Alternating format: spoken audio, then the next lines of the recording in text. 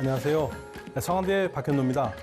오늘은 석유 때문에 일어난 걸프전, 이 두 번의 걸프전에 대해서 알아보겠습니다. 1978년 9월 9일 이란의 석유 노동자들이 왕정의 실정에 항의하면서 파업을 합니다. 그리고 이 파업은 11월에 전국 총파업으로 확산되죠. 이로써 73년 중동전에 따른 제1차 석유 파동에 이어서 제2차 석유 파동이 발생합니다. 그러나 상대적으로 1차 파동보다는 약했습니다. 왜냐하면 그동안 비산유국들도 어느 정도 준비를 하고 있었기 때문이죠. 하지만 이 파업으로 결국 2500년 이어온 이란 왕정이 무너졌습니다. 왕정이 무너진 파장은 더욱 컸습니다. 이란 혁명 지도부는 3월 30일과 31일 양일간 국민투표를 거칩니다. 국민투표는 이란의 향후 정부 체제를 어떻게 할 것이냐에 대한 질문이었고요.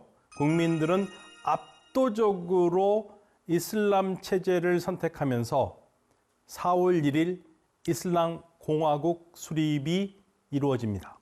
당시 혁명 지도자 호메이니는 이 4월 1일, 이날을 신이 다스리는 첫날이라고 선언하였습니다. 사실 카터 미국 대통령은 1978년 이란 방문 때 이란을 두고 아주 혼란하기 그지없는 중동에서 유일하게 아주 안정된 섬이라고 말했습니다. 여기서 이란은 섬나라는 아닙니다만은 그만큼 혼자 외따로 안정된 나라라는 뜻입니다. 그랬던 이란이 1년 만에 바뀐 겁니다. 79년 이란 혁명은 무슬림 세계에 엄청난 파장을 불러일으켰는데요. 무엇보다도 이슬람 종교 신앙을 정치적으로 이용해서 이슬람 국가를 세우고자 하는 이른바 이슬람 원리주의자들에게는 복음 그 자체였습니다. 비록 시아파 혁명이긴 했지만 순니 원리주의자들 또한 열광했죠. 그러나 순니 무슬림 국가 지도자들에게 이란 혁명은 공포요 악몽이었습니다. 가장 발빠르게 혁명의 불길을 차단하고자 나선 나라는 이라크와 사우디아라비아였습니다. 자국민의 10에서 15%에 달하는 시아파 무슬림들이 사우디에서는 유전 지역에 거주하고 있습니다. 이란 혁명에 조금이라도 자극을 받는 날이라면 국가 경제가 휘청거릴 수도 있다는 우려가 사우디에서는 터져나왔습니다. 사우디와 달리 대단히 세속공화정인 이라크 역시 걱정이 태산 같았습니다. 이라크는 자국민의 60%가 이란과 같은 시아파 국민입니다. 따라서 어떻게 해서든지 이란에서 불어올지도 모르는 혁명의 바람을 잠재워야 했습니다. 그리고 이 바람을 잠재우려는 이라크 뒤에는 바로 미국이 있었습니다. 1950년대 초반까지 미국은 미국 내에서 생산하는 원유로 자국의 에너지 수요를 감당할 수 있었습니다. 그런데 1950년대 중반부터는 에너지 수요가 급증했기 때문에 에너지를 대량 수입하기 시작했죠. 그리고 미국의 에너지 수입원은 바로 다름 아닌 페르시아만 지역이었습니다. 그런데 이란에서 정변이 일어났습니다. 그리고 소련이 아프가니스탄을 침공했습니다. 이제 에너지 공급처인 페르시아만 지역의 안보에 비상이 걸린 거죠. 사실 미국은 이란과 사우디아라비아를 쌍둥이 기둥으로 삼아서 소련의 남한을 저지해 왔습니다. 그런데 기둥의 한 축인 이란이 무너졌죠. 그리고 이란 바로 옆에 있는 아프가니스탄에 소련군이 1979년 12월 24일에 진주합니다. 걱정이 태산 같습니다. 그래서 미국 카터 대통령은 1980년 1월 23일 새 국정연설에서 페르시아만 지역 수호지를 담은 이른바 카터 독트린을 발표합니다. 우리의 입장을 확고하게 표합니다.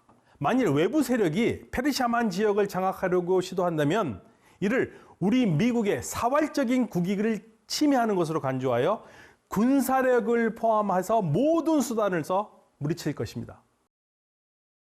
어떤 나라가 온다고 말은 안 했지만 바로 소련을 얘기했고요. 소련이 만약에 페르시아만 지역에서 우리의 에너지 공급원을 방해한다면 우리 미국이 군사력을 써서라도 반드시 막겠다라는 강력한 의지죠. 그리고 그해 9월 22일 이란의 불안을 느꼈던 이라크가 움직입니다.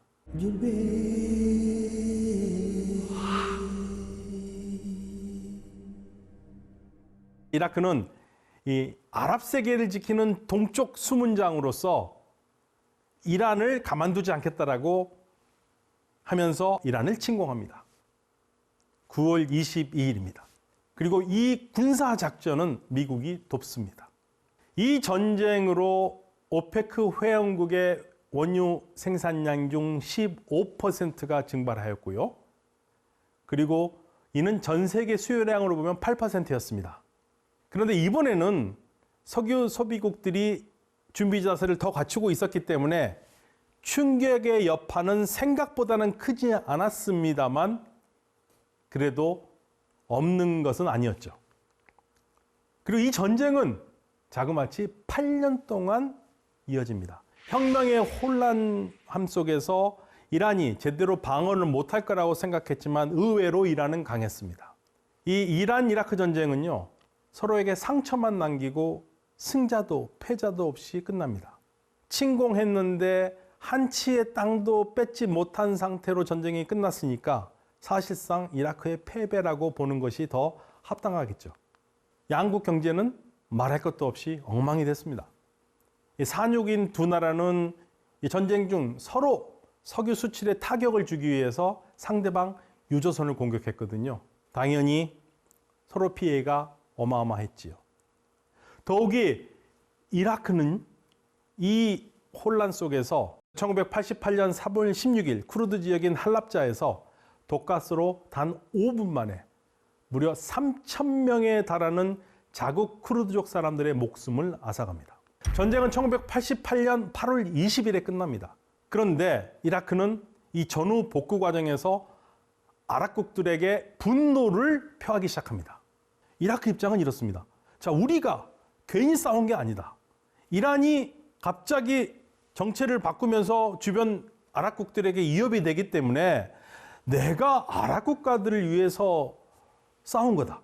그런데 우리에게 전쟁 지원금을 주지 못할 망정 우리에게 지원한 돈을 차관으로 여겨서 돌려받으려 한다는 것은 말이 안 되지 않느냐. 더군다나 이제 경제 재건을 해야 된다면 당연히 이라크도 유가가 올라야 되겠지요. 유가 인상이 필요했습니다. 그런데 주변 아랍 산유국들은 유가를 올릴 생각이 없었습니다. 당연히 분노가 치밀었죠. 더군다나 이 전쟁을 하느라고 자국에 굉장히 큰 유전인 루마일라 유전이 있는데요. 루마일라 유전은 아주 많이 나올 때는 하루에 200만 배럴의 석유를 생산하는 곳입니다. 근데 이 유전의 약 10% 정도는 쿠웨이트 쪽에 있거든요. 근데 이라크는 전쟁 때문에 정신이 없어서 루마일라 유전에서 석유를 빼지 못했습니다.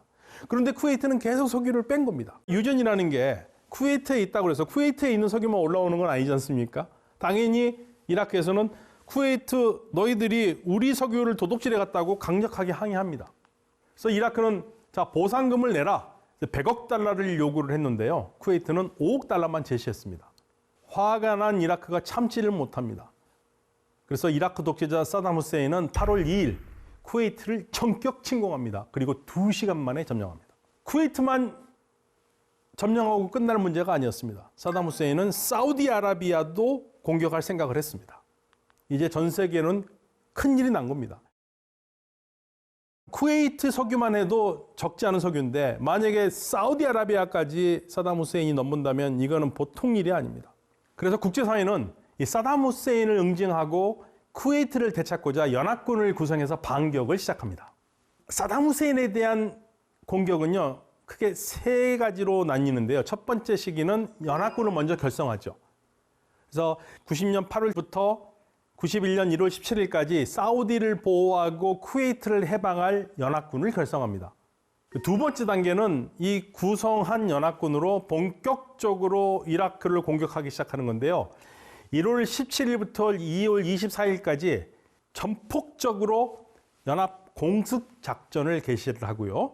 그리고 세 번째로는 2월 24일부터 2월 28일까지 지상군을 투입해서 지상군 작전으로 쿠웨이트를 해방시킵니다. 이라크는 완전히 쿠웨이트에서 철수하죠. 그런데 사담 후세인이 그냥 조용히 물러간 인물은 아니었습니다.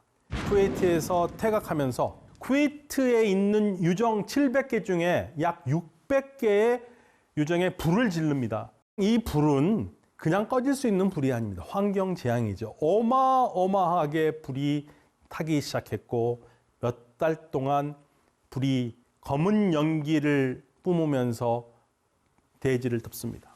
그리고 대기를 덮습니다. 이렇게 1차 걸프전은 무모한 야심을 드러낸 사담 후세인을 물리친 승리였지만 환경적으로는 엄청난 재앙이었고 쿠웨이트는 이때에 받은 피해를 여전히 회복 중입니다. 2003년 3월 20일 미국과 영국이 이라크에 대량 살상 무기가 있다는 정보를 가지고 이라크를 응징하고자 침공합니다. 이것이 바로 제2차 걸프전입니다. 2차 걸프전, 당연히 미국과 영국의 군사력을 이라크가 이길 수 없겠죠.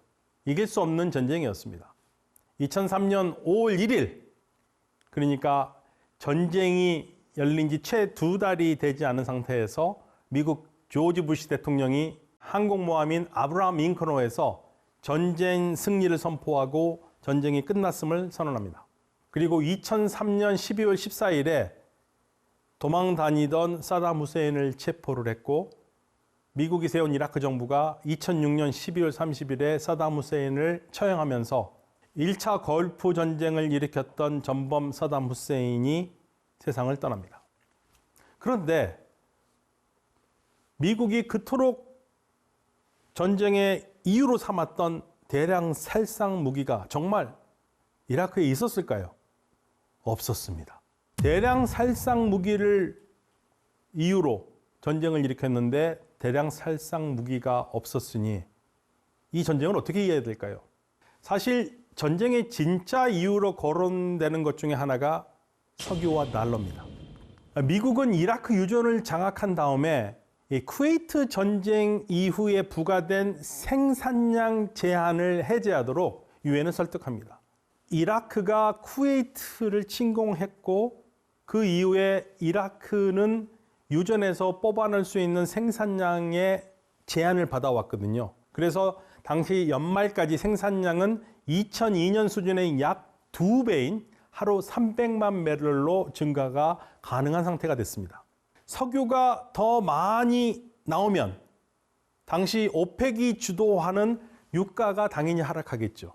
이라크 석유 생산량이 하루 600만 배럴까지 증가한다면 오펙이 가지고 있는 유가 카르텔을 공격할 수 있는 능력이 생깁니다. 이 1990년 당시 딕 체니는 이렇게까지 말했습니다. 페르시아만 석유의 흐름을 통제하면 우리 경제뿐만 아니라 세계 다른 나라까지 장악할 수 있다. 즉 그만큼 페르시아만 석유가 중요하다는 말이죠. 따라서 이 석유 때문에 미국이 이라크를 침공했을 것이라고 보는 이유입니다. 더욱이 1999년 이란은 석유 가격을 유로화로 책정하는 방향을 검토했습니다. 그리고 2000년 말에 사담 후세인은 이라크산 석유를 유로화로 전환해서 팔았습니다. 그리고 2002년 초 미국은 이란과 이라크를 악의 축으로 지정했죠. 이러한 일련의 흐름이 단순히 갑작스럽게 생긴 일은 아니고 서로 연관되어 있다고 보는 거죠.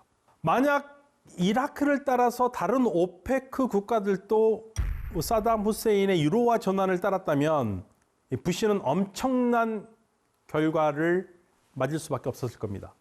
이미 미국의 재정 적자는 어마어마한데요.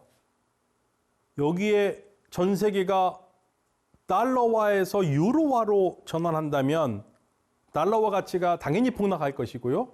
미국 시장에서 자금이 이탈해서 미국 내에 아주 극적인 격변이 일어났을 것이라고 보는 거죠.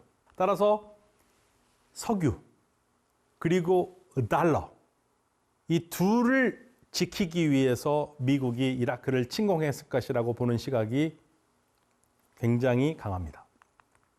그렇다면 영국은 왜 참전했을까요? 영국의 참전에 대해서는 이러한 이야기가 있습니다. 영국의 이 북해 석유 생산량은 이미 1999년에 정점에 이르렀고요. 2004년 이후로 영국은 완전히 석유 수입국이 됩니다. 따라서 이 수입을 간신히 충당하고 있는 상태였고요. 석유 순수입국이 될 상황이었기 때문에 영국은 이러한 어려움에서 벗어나서 미국과 함께하며 이익을 얻으려고 했다라는 그러한 의견들이 나옵니다. 1차 걸프전은 사담 후세인이 쿠웨이트 유전과 사우디아라비아 유전을 탐내면서 일어난 전쟁이었다면 2차 걸프전은 대량 살상 무기를 제거하기 위해서 영국과 미국이 이라크를 침공했다고 하지만 실질적으로는 이라크가 가지고 있는 석유 자산과 사담 후세인이 달러화를 버리고 유로화로 이라크 석유를 판매하려고 했다라는 그것을 막기 위해서 일어난 전쟁이라고 보는 거죠. 또 여기에는 당시 미국 부시 행정부가 가지고 있었던 중동 질서 재편이라는 큰 그림이 있었습니다. 그 중동 질서 재편 역시 석유가 중요한 역할을 한 거죠. 그래서 이처럼 중동에서 일어나는 모든 정병과 전쟁은 이 지역의 가장 중요한 자원인 석유나 가스를 염두에 두지 않고서는 이해하기가 어렵습니다. 자원을 두고 많은 사람들이 자원의 축복과 자원의 저주를 이야기합니다. 하나 확실한 것은 자원을 지킬 수 있는 힘이 있어야지만이 축복이 된다는 사실입니다. 이 점을 다시 한번 깨닫습니다. 감사합니다.